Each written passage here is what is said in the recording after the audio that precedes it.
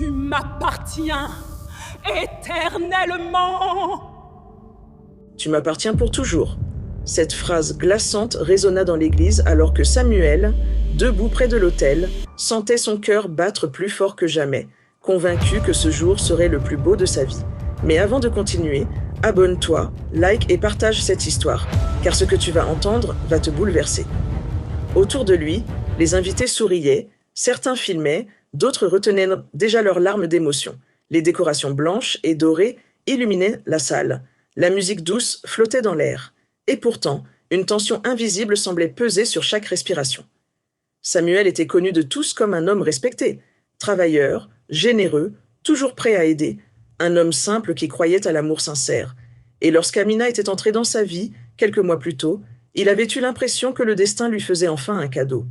Elle était apparue sans bruit, sans histoire, comme sortie de nulle part, avec ce regard calme et ce sourire apaisant qui donnait l'impression que rien de mauvais ne pouvait exister près d'elle. Et très vite, Samuel était tombé amoureux. Elle parlait peu, mais chaque mot semblait juste, chaque silence semblait rassurant, et malgré les murmures du village, malgré les questions sans réponse sur son passé, Samuel n'avait jamais douté, parce que l'amour rend sourd à ce qui dérange et aveugle à ce qui inquiète.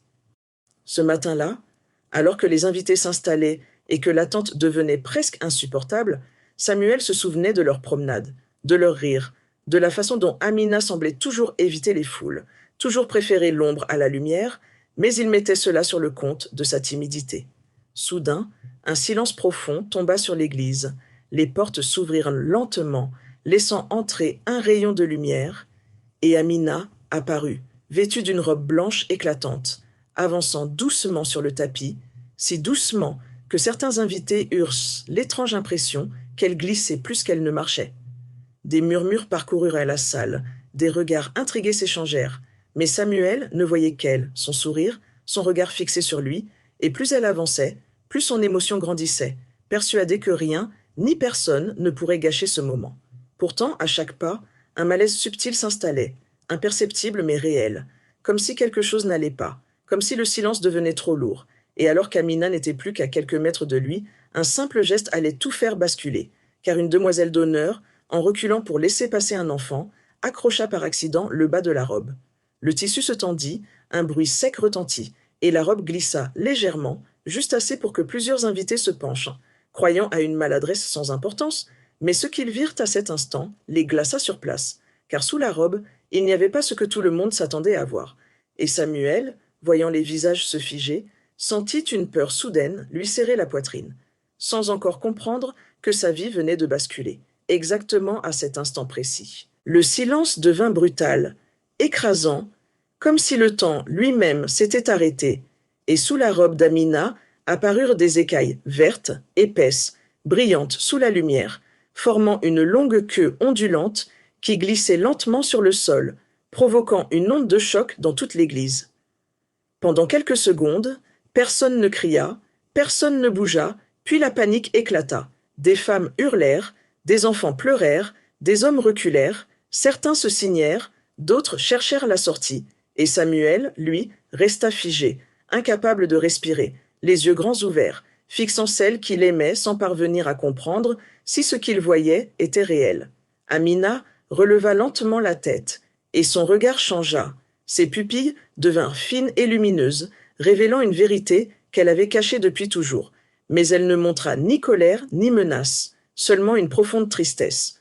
Alors que le chaos envahissait la salle, elle resta immobile, droite, digne, et déclara d'une voix grave qu'elle aimait Samuel, même si elle n'était pas comme les autres, même si elle n'appartenait pas à ce monde. Ces mots frappèrent Samuel plus violemment que la révélation elle-même, car malgré la peur, malgré le choc, son cœur refusait de haïr celle qu'il avait aimée sincèrement.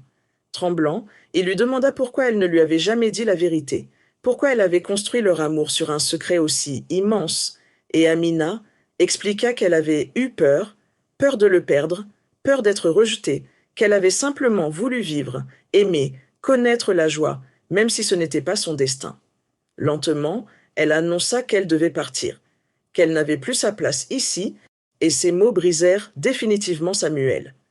Devant tous, elle se libéra de sa robe, révélant entièrement sa véritable nature, non pas comme une menace, mais comme un adieu silencieux.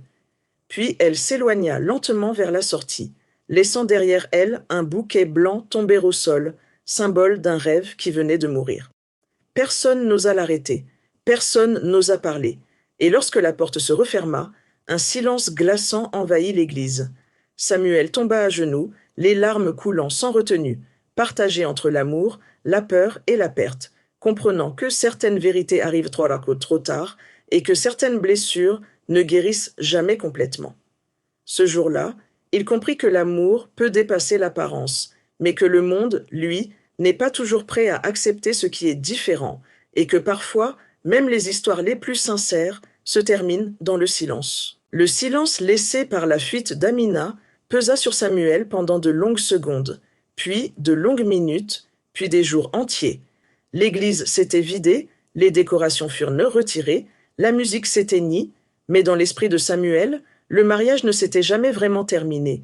Il revoyait sans cesse la robe blanche glisser, les regards terrifiés, et surtout les yeux d'Amina, non pas pleins de haine, mais de tristesse, une tristesse qui le poursuivait jusque dans son sommeil. Les jours suivants, le village entier murmura. Certains parlaient d'une créature, d'autres d'une malédiction, d'autres encore disaient que Samuel avait été naïf. Mais personne ne se demandait ce qu'il ressentait réellement, car il avait perdu bien plus qu'une épouse.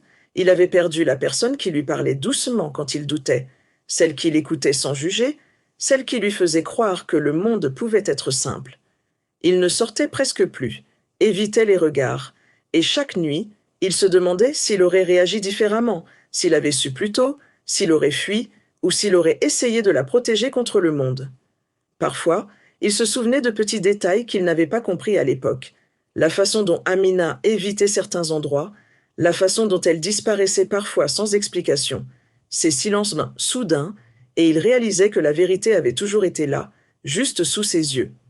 Un soir, incapable de supporter davantage ce poids, Samuel retourna seul devant l'église, là où tout avait basculé, et s'assit sur les marches froides, serrant entre ses mains une fleur séchée du bouquet qu'il avait récupéré en secret, se demandant si Amina était encore en vie, si elle souffrait ou si elle l'avait déjà oublié. À cet instant précis, il comprit que la peur n'avait pas été son véritable ennemi, mais le regard des autres, ce regard qui juge, qui rejette, qui détruit ce qu'il ne comprend pas.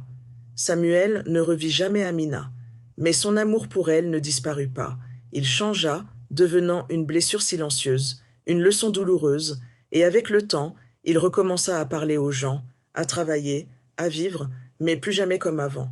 Il devint un homme différent, plus attentif à ceux que le monde repousse, plus méfiant envers les vérités trop simples. Et lorsqu'on lui parlait d'amour, il ne souriait plus de la même façon.